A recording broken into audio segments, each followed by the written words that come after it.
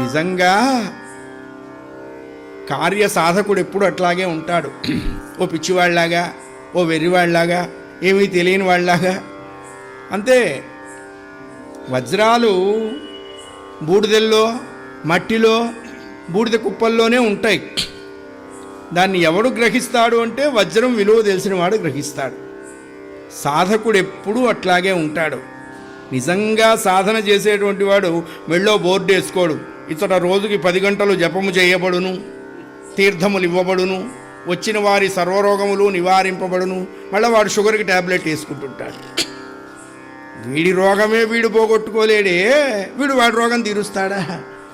అందరి రోగాలు కుదరాలంటే భగవన్నామమే మంచి మందు. అందుకని సాధకుడైనటువంటి వాడు చాలా నిశ్శబ్దంగా ఉంటాడు. ఎట్లా ఉంటాడు అంటే సముద్ర మధ్యం ఎలా ఉంటుందో సాధకుడి మనస్సు అలా ఉంటుంది అన్నారు. సముద్ర మధ్యం మన ఊహలకు అందదు. అట్లా స్వామివారు జపం చేసుకుంటున్నారు. వీళ్ళు అందరూ ఆయన్ని ప్రార్థించారు. అప్పుడు లేచారండి. ఆ పర్వతం మీద 2 కాళ్ళు అలా పెట్టుకొని నిలబడ్డారట స్వామివారు. క్రమేణ క్రమేణ క్రమేణ క్రమేణ క్రమేణ క్రమేణ క్రమేణ క్రమేణ క్రమేణ పెరగటం మొదలుపెట్టారు. ఎలా పెరిగారు అంటే, మొదట ఆంజనేయ స్వామి వారు పెరుగుతూ ఉంటే సూర్య భగవానుడు గొడుగుగా ఉన్నట్టండి.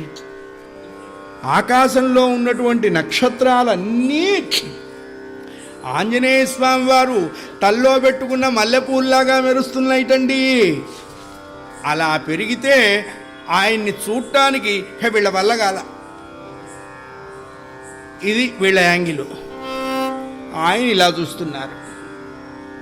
వీళ్ళకి ఎక్కడ చూసినా స్వామివారి యొక్క శిఖర భాగం కనపట్టల్లా. తాత అని కేక పెట్టారు.